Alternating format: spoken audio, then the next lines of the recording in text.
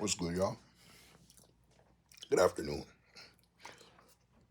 Um, Today, afternoon meds, even though it's my morning, late day. And don't mind me, but this is going down right now. Pause. But today's vibe, I'm doing introspection. Back on some introspection. But I think it's gonna be one that you guys can apply to yourselves. Right? Pretty straightforward one. If you were raised with like by a single mom,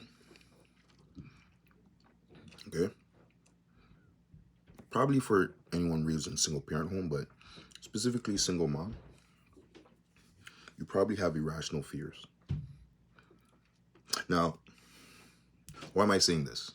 Because I'm afraid, I'm a little pussy? No. Well, yes.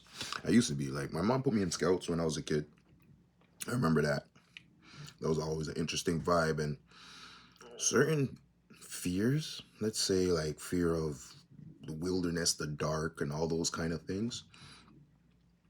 Like, I wasn't afraid with my guys. Like in Cubs, we didn't really do much in Cubs. Like, we looked stargazed and like hiking, and I don't think we ever really did like out in the wilderness until no Cubs probably. I'm thinking beavers. Sorry, beavers. We only did stargazing. Cubs, we finally like, okay, let's go out camping in like a cabin, I believe. But by scouts, it got real. Scouts, bro, we're winter tent camping. Like, have you ever dug the snow? And we would dig the area where we're putting up the tent, dig down the snow, and put down the tent, ding, ding, ding, peg in the tent so it's stable. Do it a professional way. Mans were professional tent builders.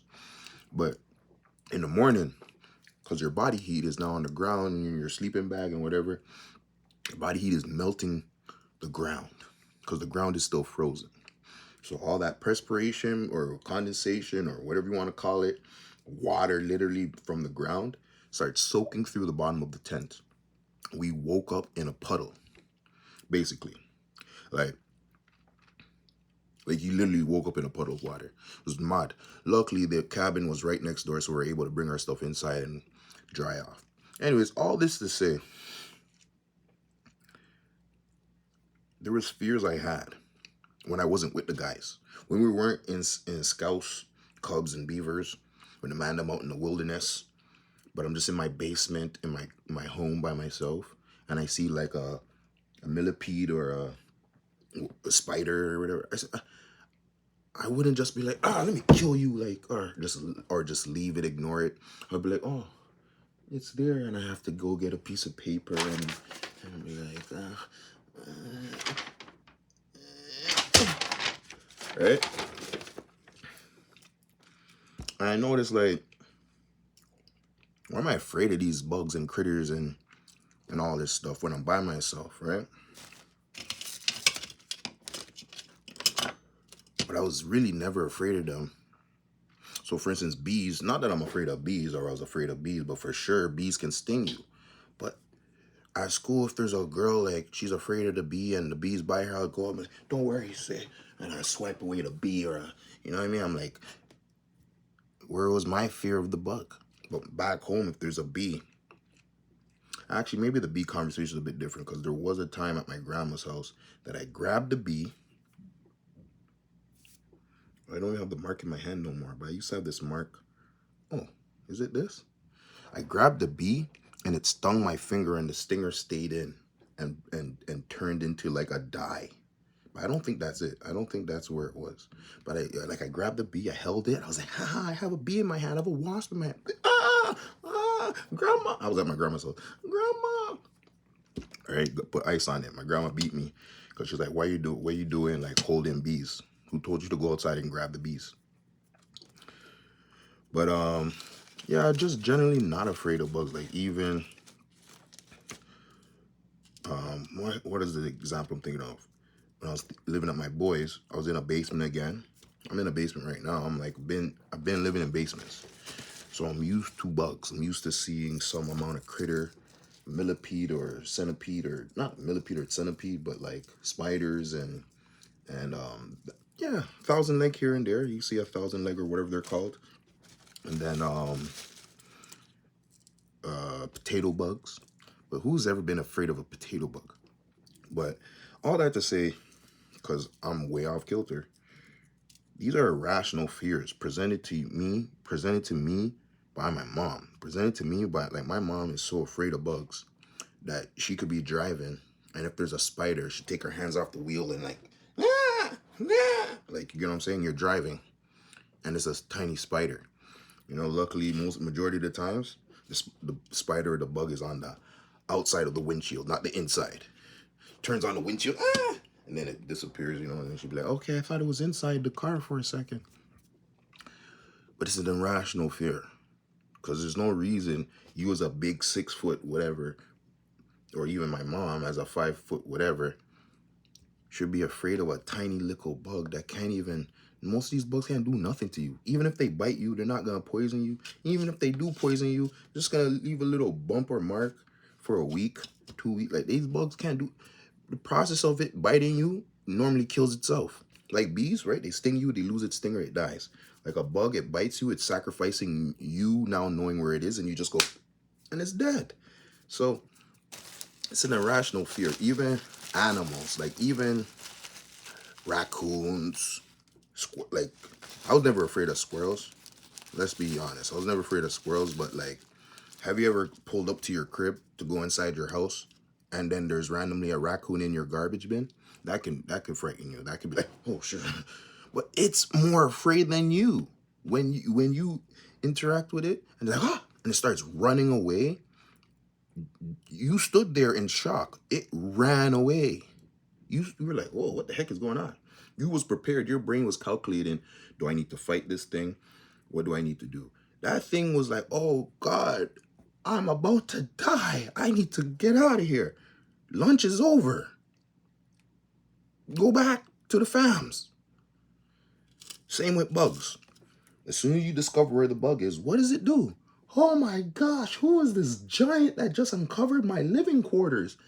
Abandoned ship. And it starts running. You start slapping at it, it keeps running. Bugs, critters, animals, these motherfuckers is running from us. So it's an irrational thought to even be afraid of these things. I'm just saying this because I know there's a lot of women still who's afraid of bugs, and you are raising sons, okay? Because you decided for whatever reason you and the father aren't gonna be together or whatever. He moved on, or you moved on, or it just didn't work. So you're gonna have a young man in your midst, and all your irrational fears, he's gonna have to unlearn them later. So instead of that, just try and learn rationality towards your fears. Try and have a way of thinking logically, and have a way of teaching your actual body, because you got to feel it spiritually. You got to let go of the fear literally spiritually, because you can be like and not, okay, I'm not gonna say anything out loud, I'm not gonna scream, but your body's still tensed up, and you're going to kill it or whatever. Or maybe you don't even need to kill it. Now it's like, I see spiders, I don't kill them, I just leave them. And I realize, okay, I've evolved. I've evolved from like caring about them. I don't even care about them. They don't exist in my world. Before I see one, I have to, like, okay, if it's pretty big and it's just chilling in a spot that make no sense, like, why are you up in my space? Yeah, I'm gonna kill it. But like, if it's chilling in the doorway corner, I'm like, you know what? You're catching all the little critters from coming into my room. You're actually my guardian now. You're actually like the bouncer. I appreciate you. I appreciate you, spider. Incy Bincy spider. I appreciate you, because you are now stopping the mosquitoes. Have you ever been bit in your sleep and you wake up in the morning and it's just mosquito bite you and you're like, what the heck, bro? How dare you? That's what the spiders, man. The spiders are making webs, and hopefully the mosquito flies into the web and stuff like that. So you have to appreciate, I've learned to appreciate what my mom was deathly afraid of. Deathly scared of. Yo, that we should just make a scared a word at this point. If we're out here saying, nigga, you scary, to me, you're scared, Might as well start saying a scared, because that was the wrong way of using that term before scary, and we using scary. So we should be able to say a scared. I'm so scared. Anyways, so yeah, that's the point. The introspection that, like, if you're a guy who's raised by your mom, you probably have irrational fears. Bugs is just one example. It could be speaking to people. It could be of black people. It could be of all kinds of things, because women just be afraid. Women just be afraid, man. It's like y'all just a biological fear clock. Like, you know what I mean? Have you ever watched a video of people fighting? Who's screaming? Whichever women in the area. If there's a lady in the area, she's screaming like she's dying. And it's two other people fighting. Ah, stop! Ah! They're just afraid. Two people fighting. Ah, stop! No! Billy! Billy, don't! It's crazy, right? So you have to understand, okay, if you're raised by that energy, you're raised every day, you're fashioned and formed with no masculine energy around to be like, yo, chill out. Nothing for frightened about. Chill out. There's nothing to be afraid of. Right? If that's not the wave that you have in your life, then you have to understand as an adult, you are plagued. You are probably plagued with irrational fears. Things psycho that you gotta like do some introspection and retrospection and psychoanalyze yourself to understand, okay, my way of thinking about these things come from this. I need to let that go because I already know that's not true. So there's no reason for me to continue to, you change your thought, which hopefully changes the behavior, which reinforces the thought. Right? Because if now when I'm seeing these spiders and I'm not jumping around, now I'm not moving like I need to be afraid of shit. Like that real estate in my brain gets reprogrammed to do other stuff. There's only so much RAM, only so much gigabytes of space for me to put towards things in life. And if I'm literally worried about irrational fears, I'm wasting my brain real estate on something that I can't change, on something that is not even rational to want to change, and it's just a waste of my time. And time is the most valuable asset that you have. So you see how deep this is? You see that it's like, okay, cool. Yeah, maybe like being around a man, being raised by a single dad, if he was a man who was raised by a single mom, he probably has irrational fears too. Like, I'm not going to say that men on their own don't have irrational fears, but more than likely if you're just like raised around guys and you have brothers or you're around men all the time, you're not going to have like these random, unnecessary, illogical fears, irrational fears, illogical as well. Because the guys around you are going to be encouraging you, testing you, and pushing you to push boundaries. They're going to dare you to do stuff. They're going to say, hey, you can't beat me at this. They're going to say, hey, you can't do this. They're going to accomplish something and you're going to want to accomplish it. Your guys are going to speak on some new concept and you're going to want to go and do it on your own and come back and say, hey, look, I did it already. Being around men creates a kind of energy where you're more concerned about achieving than the obstacle and the fear of dealing with that obstacle, of any obstacle. That's why male civilizations thrive just naturally, because of the competitive nature of how men push each other. Iron sharpens iron is just a thing. It wasn't biblical before it was biblical. It was just a thing. Okay? So you take that into consideration, and you even look at examples of women companies coming together and just these women businesses, women bosses, all this situations, examples of only female run organizations just collapsing and exploding in a sense, because the irrational fears that the women have, they express them. They don't hold them. Most men who are raised with these irrational fears eventually learn, well, at least I'll speak for myself, you eventually learn to hold them. So yes, the spider is there. I keep sticking with this example because maybe whatever in your situation is that example. So you stick with that and you see the spider and you're like, you know what? I need to kill it, but I'm afraid. So you're wasting time finding the proper thing to kill it. You're like, what can I use? What can I use? Can't use this to kill it. You might as well just use your finger. You're wasting time. And that time is It's gone somewhere else. Now you have to like stand on the bed and you're off balance and you try and hit it, you miss, you fall. All kinds of stupid things because you're being irrational. Just kill it with your bare hand right away. You had the tool right there. Okay, yes, now you have the slipper. Okay, great. That's like, come on, bro. Come on, bro. Just this feels feminine. Just this feels, I just feel feminine. That's what my mom would do. You want me to beat you? Want me to beat you? It just feels feminine from like, internally, mentally prospect. So it's like, just kill the bug with your bare hand. Anyways, so is there other types? There's definitely other types of fears that people can have that are irrational. Spirit, like the main thing outside of like fear of critters and things is fear of being broke, fear of not having enough, fear of not being enough, fear of or mentality of lack, right?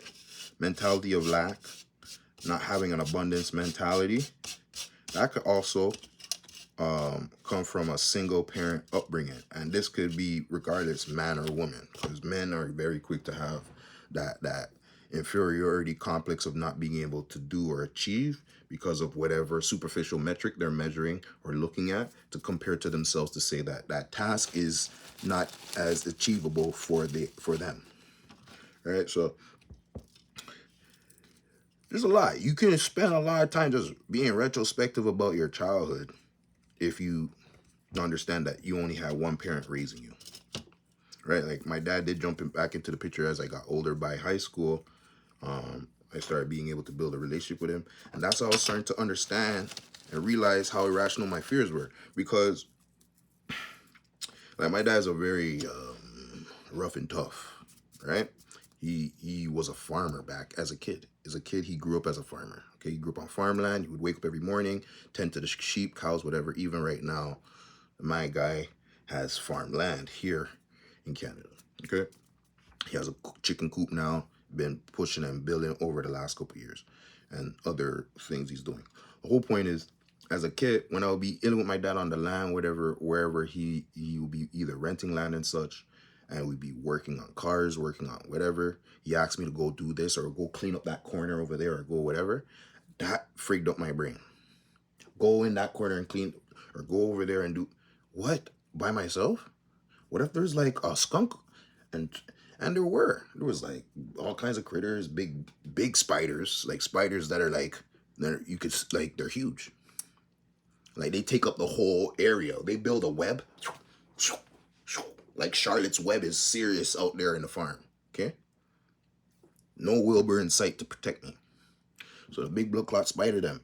And you already know, like, these spiders can't hurt me in a sense, but like I'm in their domain in a sense, right? Like that was the way I'm thinking. And I don't want to do things, or I'm cleaning up, I'm doing it slow, picking up one thing at a time, brushing it off, like moving like a boop. And I had to like just over the years just see how my dad moved. Like he not frightened of the same thing. He'd be like, man, God, I move out the way. Let me do this, man. Boom, boom, boom, boom. And he's just doing the thing. And I don't see the spider move to attack him or do the... He didn't even care if anything, he all mashed down the web by accident. He didn't even care or know that the spider existed. I started realizing, God damn.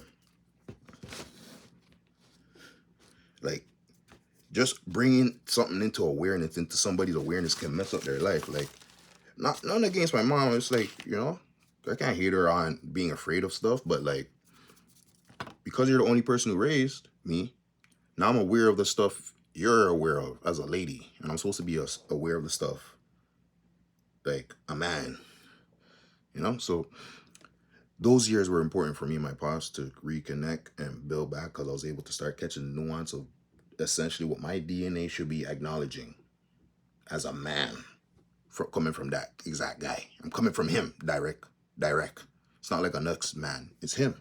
So I should kind of how he moves, or how he evolved himself based on who he's coming from, or my ancestors. So deep, it can come deep. It can get very conflated and deep. I wasn't really trying to do that. I was just trying to say, there's a little bit of retrospection you can tap into if you know you were raised by a single mom.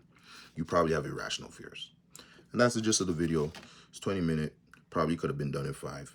But if you don't catch the gem, you're a mad loser idiot. Peace.